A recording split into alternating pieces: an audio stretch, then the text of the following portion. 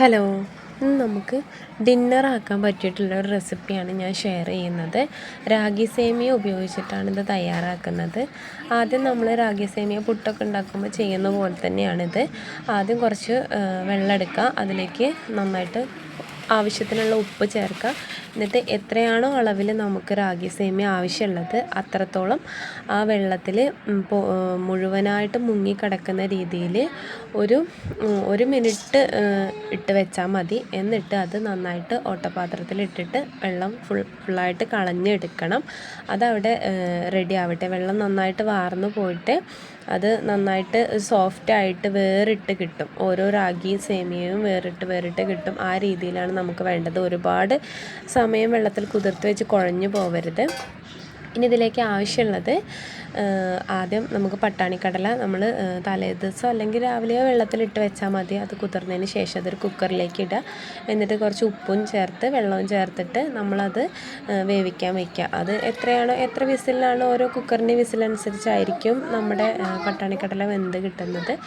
പിന്നെ ഇതിലേക്ക് ആവശ്യമായിട്ടുള്ള സാധനങ്ങൾ ഒരു വലിയ ഉള്ളി, അതുപോലെ തന്നെ തക്കാളി, പയർ, ഇഞ്ചി, വെളുത്തുള്ളി, കറിവേപ്പില, ക്യാരറ്റ്, അതുപോലെ തന്നെ മല്ലിയില. ഇത്രയും സാധനങ്ങളാണ് ഞാൻ ഇതിലേക്ക് ചേർത്തിട്ടുള്ളത്. നമുക്ക് ഇഷ്ടമുള്ള വെജിറ്റബിൾസ് ഇതിൽ ചേർക്കാൻ പറ്റുന്ന വെജിറ്റബിൾസൊക്കെ ചേർക്കാം. ഈ സമയമായപ്പോഴേക്കും നമ്മുടെ റാഗി സേമിയ നന്നായിട്ട് റെഡിയായി വന്നിട്ടുണ്ട്. ഇനി അല്പം തേങ്ങ ചേർത്തിട്ട് നമുക്ക് പുട്ടുകുറ്റിയിൽ ഇട്ടിട്ട് ലെയറായി ഇട്ടിട്ട് നമുക്ക് നന്നായിട്ടൊന്ന് വേവിച്ചെടുക്കാം.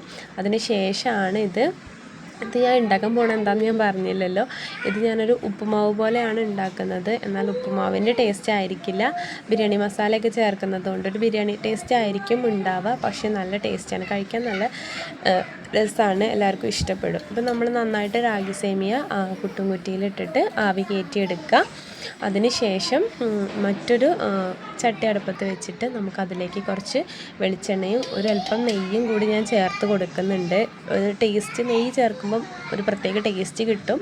അതിന് വേണ്ടിയിട്ടാണ്. ഇനി വേറെ പ്രശ്നങ്ങളും ബുദ്ധിമുട്ടും ഉള്ളവരാണെങ്കിൽ നെയ്യ് ചേർക്കണ്ടെന്ന് വെച്ചാൽ മതി. അതിലേക്ക് നമ്മൾ അരിഞ്ഞു വെച്ചിട്ടുള്ള വലിയ ഉള്ളിയാണ് ചേർത്ത് കൊടുക്കുന്നത്. അത് നന്നായിട്ടൊന്ന് വഴറ്റിയെടുക്കാം. അത് നന്നായിട്ട് വഴന്ന് വന്നതിന് ശേഷം ഇഞ്ചി വെളുത്തുള്ളി ചതച്ച് വെച്ചിട്ടുണ്ട്, അതാണ് ചേർത്ത് കൊടുക്കുന്നത്. ഇവ നന്നായിട്ട് വഴണ്ട് വരാൻ വേണ്ടിയിട്ട് നമുക്ക് ഉപ്പ് ചേർക്കാവുന്നതാണ്.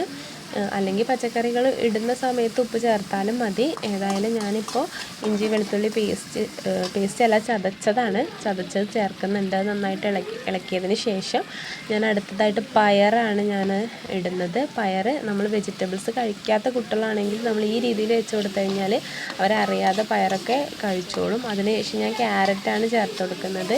ക്യാരറ്റ് നന്നായിട്ട് ആയതിന് ശേഷമാണ് ഞാൻ ഉപ്പ് ചേർത്ത് കൊടുക്കുന്നത്. ഈ പച്ചക്കറിയിലേക്കൊക്കെ പിടിക്കാൻ ആവശ്യമായിട്ടുള്ള ഉപ്പാണ്. നമ്മൾ പട്ടാണിക്കടലയിൽ ഉപ്പ് ചേർത്തിട്ടാണ് വെച്ചിട്ടുള്ളത്. അത് ആദ്യം ശ്രദ്ധിക്കണം. അതിനനുസരിച്ചുള്ള ഉപ്പ് വേണം ചേർത്ത് കൊടുക്കാൻ. അതിനുശേഷം വെച്ചിട്ടുള്ള പട്ടാണിക്കടല ചേർക്കാം. എന്നിട്ട് നന്നായിട്ട് മിക്സ് ചെയ്യുക. അതിനുശേഷം നമ്മൾ അരിഞ്ഞു വെച്ചിട്ടുള്ള തക്കാളിയും ചേർക്കുക. എന്നിട്ട് അതും നന്നായിട്ട് മിക്സ് ചെയ്യുക. ഇവയെല്ലാം കൂടെ ഒന്ന് നന്നായിട്ട് വെന്ത് വരുന്ന സമയത്ത് ഒരല്പം മഞ്ഞൾപ്പൊടി, അതേപോലെ തന്നെ ഒരല്പം മുളക് പൊടി, കുഞ്ഞുങ്ങളുള്ളതാണെന്നുണ്ടെങ്കിൽ മുളക് പൊടിയുടെ അളവ് കുറച്ചാൽ മതി. അതുപോലെ ഇതിലേക്ക് ആവശ്യമായിട്ടുള്ളൊരു മെയിൻ ഇൻഗ്രീഡിയൻ്റാണ് നമ്മുടെ ബിരിയാണി മസാല. അപ്പോൾ ഞാൻ ഈ കാണിച്ചിട്ടുള്ള ഈ അളവിലാണ് ഞാൻ ബിരിയാണി മസാല എടുത്തിട്ടുള്ളത്. ഏകദേശം 4-5 പേർക്ക്, വലിയവർക്ക് തന്നെ കഴിക്കാനുള്ള ഒരളവിലാണ് ഞാനിത് തയ്യാറാക്കുന്നത്. ഇനി നമ്മൾ നേരത്തെ തയ്യാറാക്കി വെച്ചിട്ട് പുട്ടുകുറ്റിയിൽ ആവി കയറ്റിയെടുത്തിട്ടുള്ള റാഗി സേമിയ കൂടി ചേർത്തിട്ട് നന്നായിട്ട് മിക്സ് ചെയ്തെടുക്കുകയാണ് ചെയ്യുന്നത്. അതിനുശേഷം ചിരകി വെച്ചിട്ടുള്ള തേങ്ങയും കൂടി ഇതിലേക്ക് ചേർത്തിട്ട്, അതുപോലെ മല്ലിയിലയും കറിവേപ്പിലയും കൂടെ അരിഞ്ഞു വെച്ചതും കൂടെ ചേർത്തിട്ട് നന്നായിട്ട് മിക്സ് ചെയ്തെടുക്കാം. ഇത്രയേ ഉള്ളൂ. ഇത് വളരെ ടേസ്റ്റി ആയിട്ടുള്ളതാണ്. എല്ലാവരും ഒന്ന് ട്രൈ ചെയ്തിട്ട് അഭിപ്രായം പറയൂ കേട്ടോ.